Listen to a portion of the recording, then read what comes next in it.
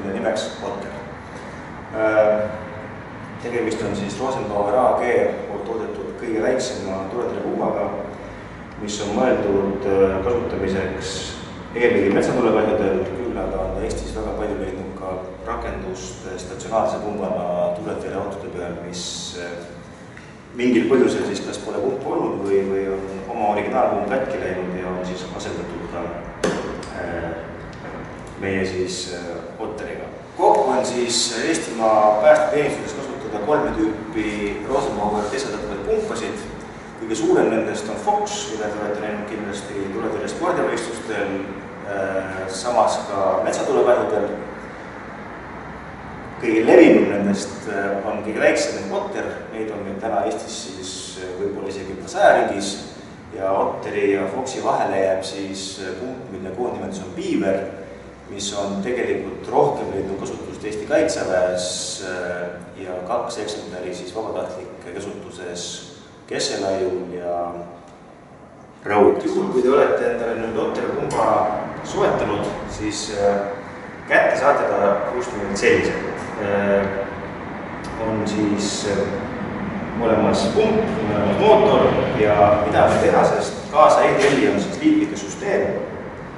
Just selle põhjendusega, et kasutuses on väga erinevaid tehnilisi lahendusi meie poolt pakutuna ja selleks siis on tarvilik teil leida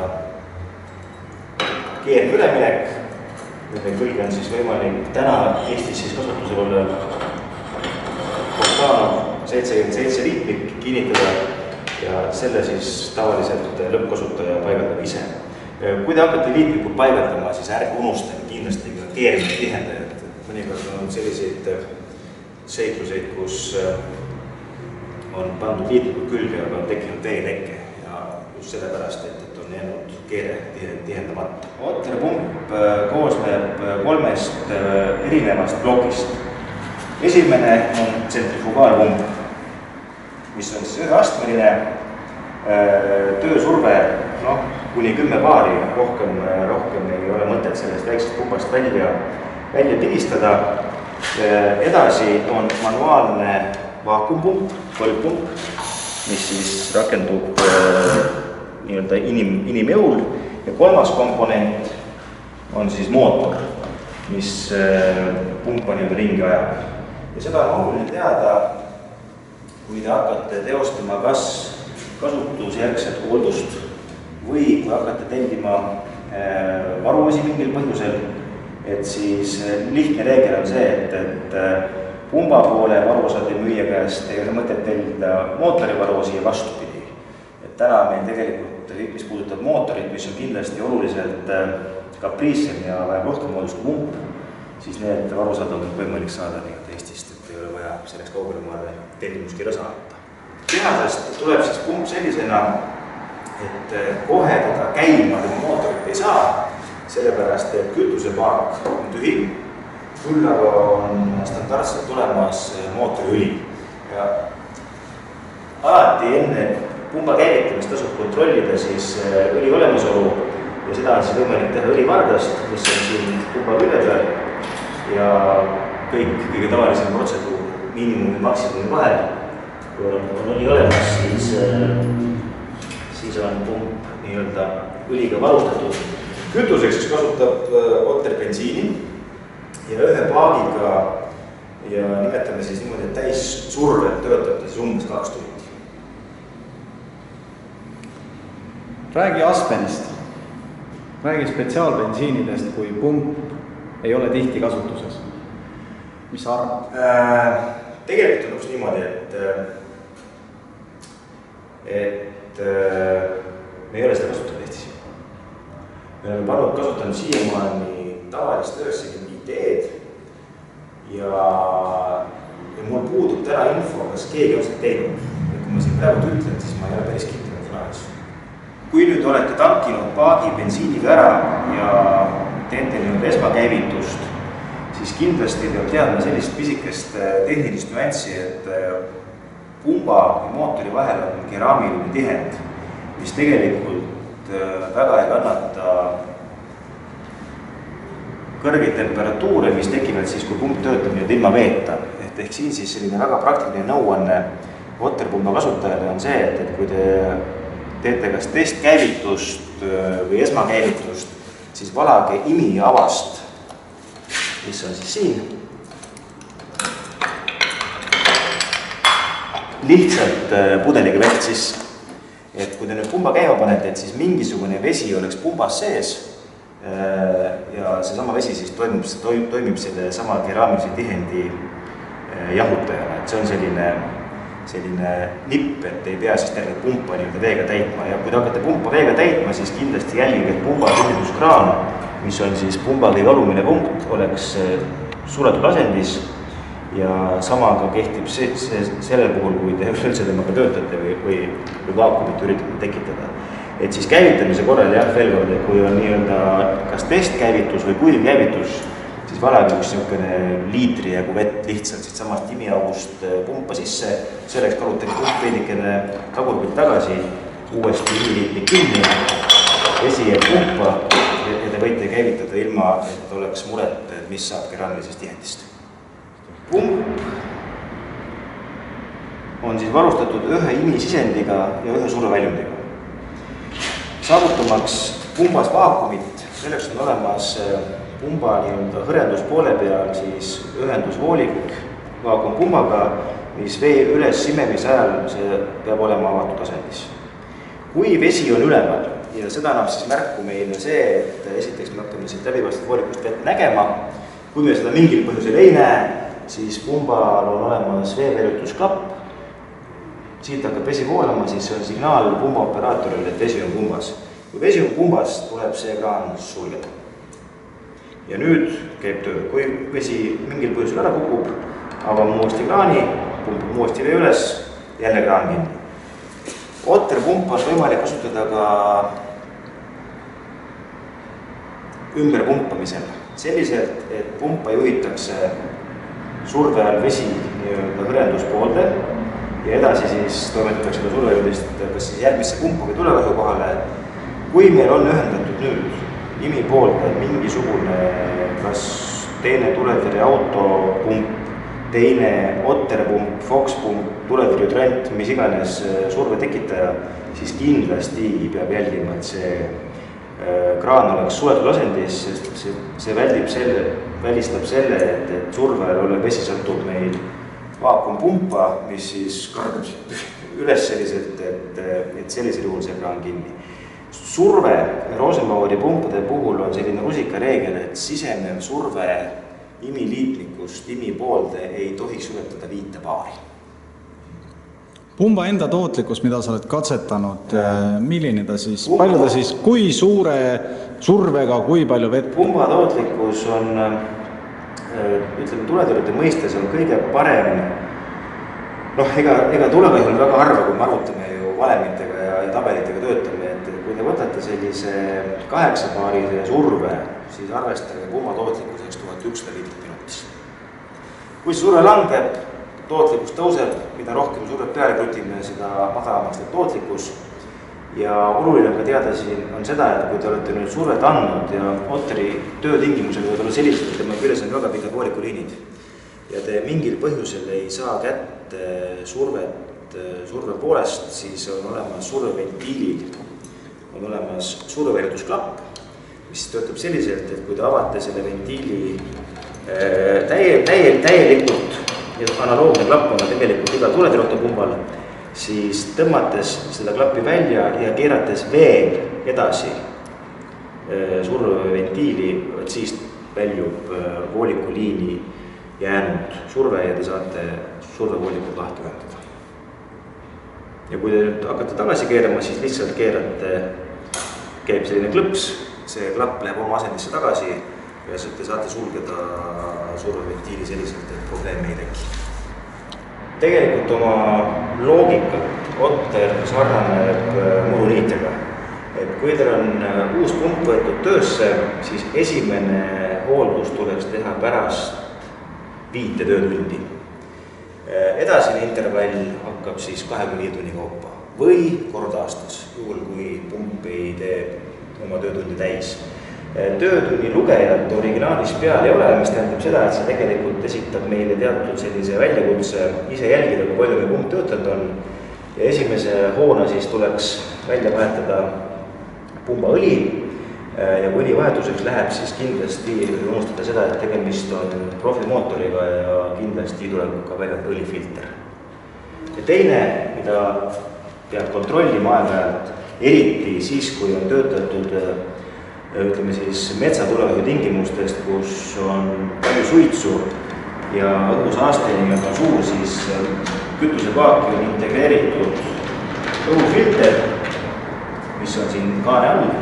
Avame selle omakorda filtri fiksaator ka lahti ja filter ise näeb siis välja selline, et tal on olemas peal selline porolonfilter, mida on võimalik puhastada ja selle sees on siis paberfilter, mida võib proovida puhastada, aga ei soovita.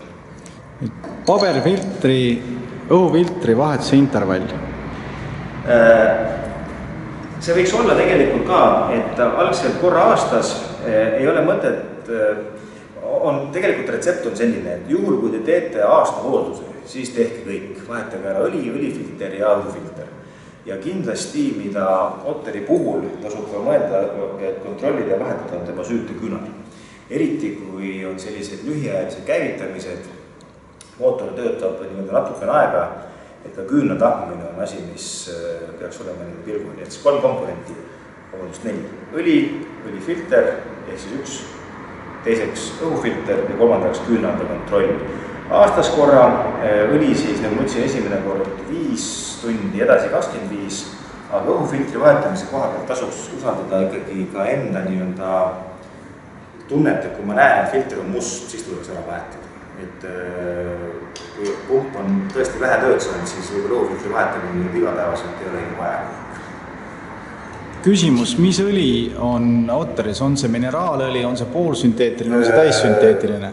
Soovitatakse panna poolsünteetilist õli, tavaline mootoriõli, aga kui nüüd juhtub selline lugu, et pump läheb töösse ka miinuskraadidega, et meil on kasutusalasid 2, on olemas pumbad, mis töötavad siis välitingimustes ehk metsatulevahjudel, seal see ei ole probleem.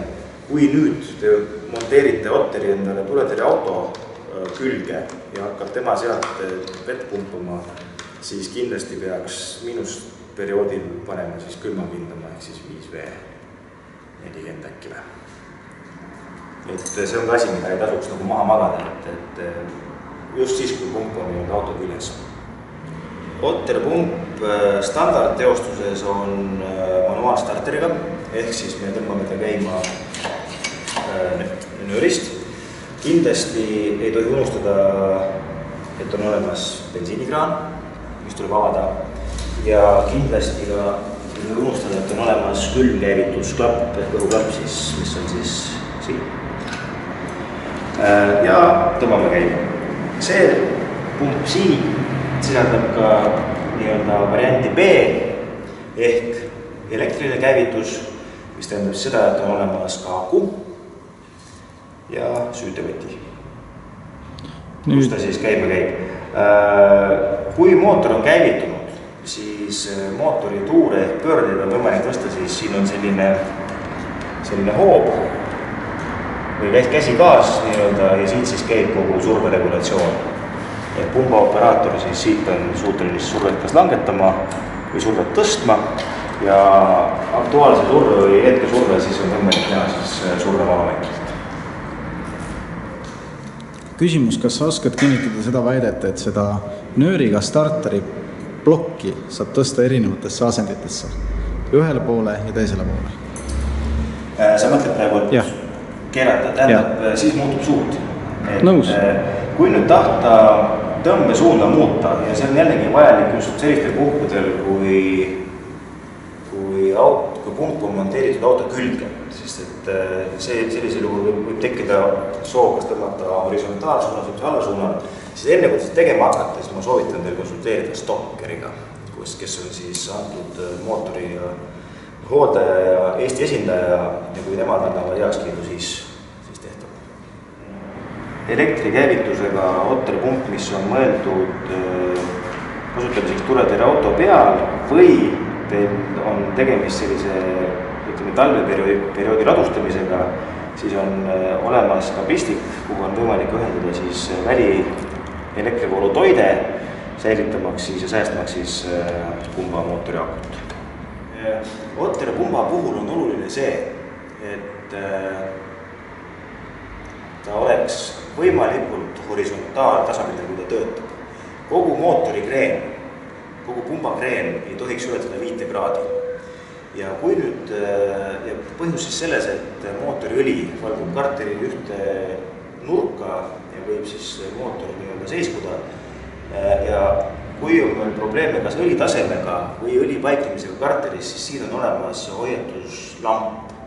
Kui see süttib punase valgusega, siis tähendab see seda, et mootori õli tase on vale või madal ja siis tuleks mootor viivitamatult seisma panna ja kontrollida õli taset ja vajadusel siis õli lisada. Aga see hoiatusmärguanne on nii käsi kui elektristarteriga pumbal? Ei, see on ainult elektristarteriga pumbal. Kuidas käsistarteriga mehed sellest aru saavad? Käsistarteriga mehed saavad sellest aru niimoodi, et nad peavad õlikardela kontrollima. Rosenbauer Otter kaalub kui palju? Kas üksi jaksad seda tõsta? Rosenbaueril on nüüd selles mõttes Otter pumba kaal. Tal on tegelikult 3 kaalu. On olemas pump, millel ei ole elektristarterit ehk kohe aku võrra kergem.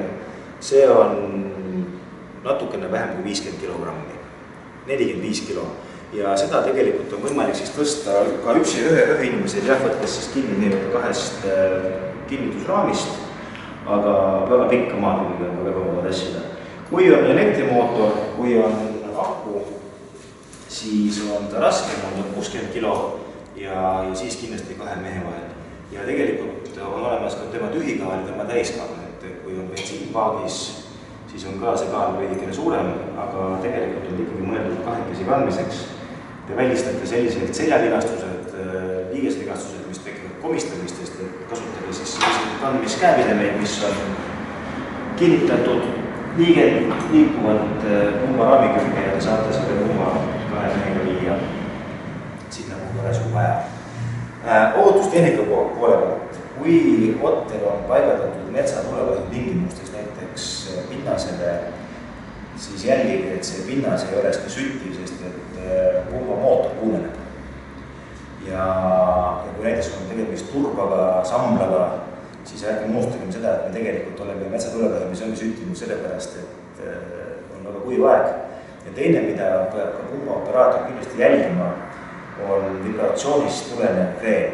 Et mõnikord on näiteks turbapinnas, kui ta on loomult pehme ja mootori vibratsioon tegelikult hakkab seda pumpa tasapisi kas maa sisse kaevama või kuidagi pidi viltu mingis suunas, et siis jällegi juhtuks seda, et õli karteris valgub ühte serva või ühte nurka ja mootor luguks.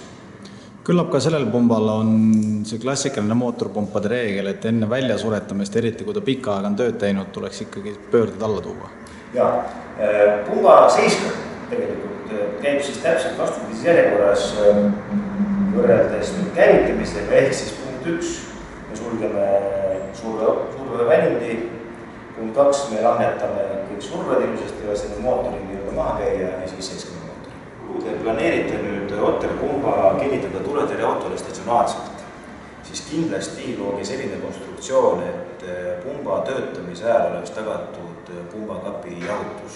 Kuna tegemist on õhkjahutusega mootoriga, siis ülekuumenemise oht umbselt kinnitatud ruumis on väga suur.